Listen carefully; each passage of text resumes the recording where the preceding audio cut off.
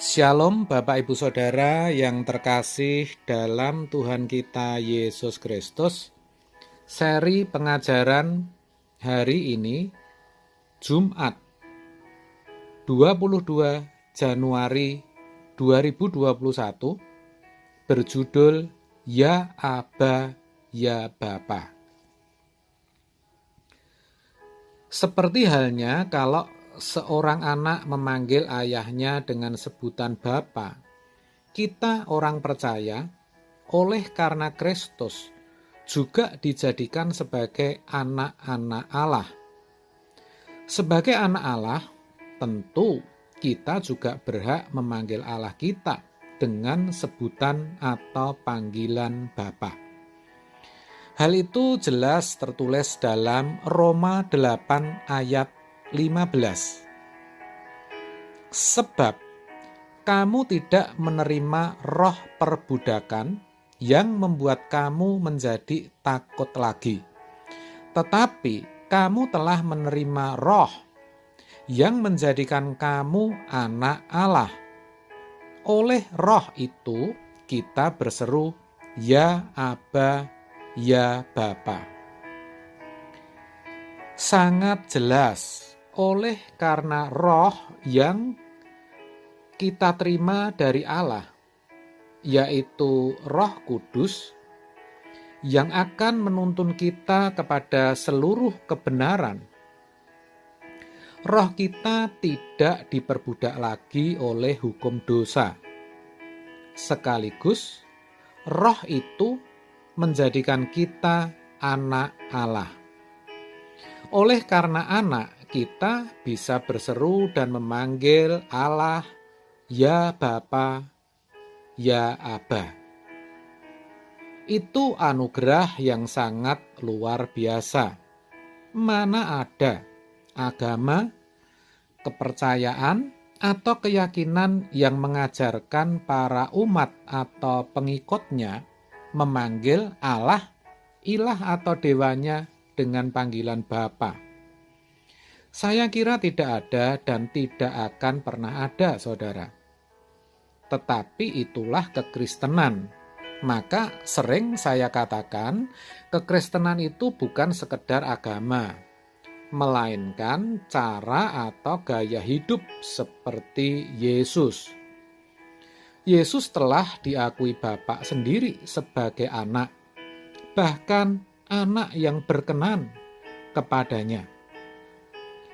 Matius 3 ayat 17 dituliskan, lalu terdengarlah suara dari sorga yang mengatakan, Inilah anakku yang kukasihi, kepadanyalah aku berkenan. Maka orang yang percaya dan menerimanya harus menerima hidupnya. Hidup Yesus harus dikenakan, harus diperagakan. Dengan demikian, hidup orang percaya akan menjadi seperti Yesus. Tidak hanya itu, dengan menjadi serupa dengan Dia, orang percaya dijadikan saudaranya, di mana Yesus menjadi yang sulung di antara mereka. Roma 8 ayat 29. Sebab semua orang yang dipilihnya dari semula, mereka juga ditentukannya dari semula untuk menjadi serupa dengan gambaran anaknya, supaya ia, anaknya itu, menjadi yang sulung di antara banyak saudara. Orang yang dipilih maksudnya di sini adalah orang percaya, di mana dikatakan ditentukannya dari semula. Ditentukan apanya? Ditentukan standarnya. Lalu standarnya apa? Standarnya menjadi serupa dengan gambaran anaknya, yaitu Yesus. Supaya ia, yaitu Yesus, menjadi yang sulung di antara banyak saudara. Dengan kata lain, kita menjadi saudara yang mulia Tuhan kita Yesus Kristus. Itulah kenapa ketika salah seorang muridnya berkata, "Tuhan, ajarlah kami berdoa seperti yang diajarkan Yohanes kepada murid-muridnya." Lukas 11 ayat 1. Yesus berkata, "Berdoalah demikian, Bapa kami yang di sorga, dikuduskanlah namamu." Matius 6 ayat 9. Yesus memakai kata kami, orang pertama jamak, yang mana memiliki pengertian bahwa Yesus termasuk di dalamnya. Kami artinya Yesus dan para muridnya. Yesus dan kita semua orang percaya. Ini tampaknya membuat kita senang, bukan? Tetapi di balik itu ada satu tanggung jawab yang besar. Coba kita baca dulu apa yang tertulis dalam 1 Petrus 1 ayat 17. Dan jika kamu menyebutnya Bapa, yaitu Dia yang tanpa memandang muka menghakimi semua orang menurut perbuatannya, maka hendaklah kamu hidup dalam ketakutan selama kamu menumpang di dunia ini. Di sini dikatakan bahwa Allah Bapa akan menghakimi semua orang tanpa memandang muka. Semua orang akan dihakimi menurut perbuatannya. Jadi, kalau kita memanggil Dia Bapa, dikatakan kita harus hidup dalam ketakutan sepanjang hidup kita.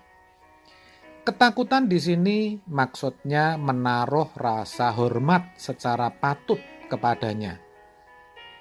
Nah, pertanyaannya, bagaimana kita bisa dikatakan memiliki rasa hormat itu? Jawabnya, melalui perbuatan-perbuatan kita. Karena ternyata kelak kita akan dihakimi berdasarkan perbuatan kita. Apakah berkenan kepadanya atau tidak? Sekarang bagaimana hidup saudara? Apakah saudara sudah perhatikan dengan benar atau belum? Ini penting. Karena kita tidak akan dihakimi menurut agama kita, juga bukan karena pelayanan kita di gereja, atau status kita, apakah rohaniwan atau awam, melainkan atas keberkenanan perbuatan kita di hadapan Allah. Oleh sebab itu, sebagai anak yang memanggil Dia Bapa, bukan berarti kita mendapatkan hak istimewa, bisa hidup suka-suka sendiri. Sebaliknya, justru kita harus mewarisi dan mendemonstrasikan perbuatan-perbuatan yang sesuai dengan kehendak Bapa di surga. Itu yang harus selalu kita perhatikan. Amin. Tuhan memberkati.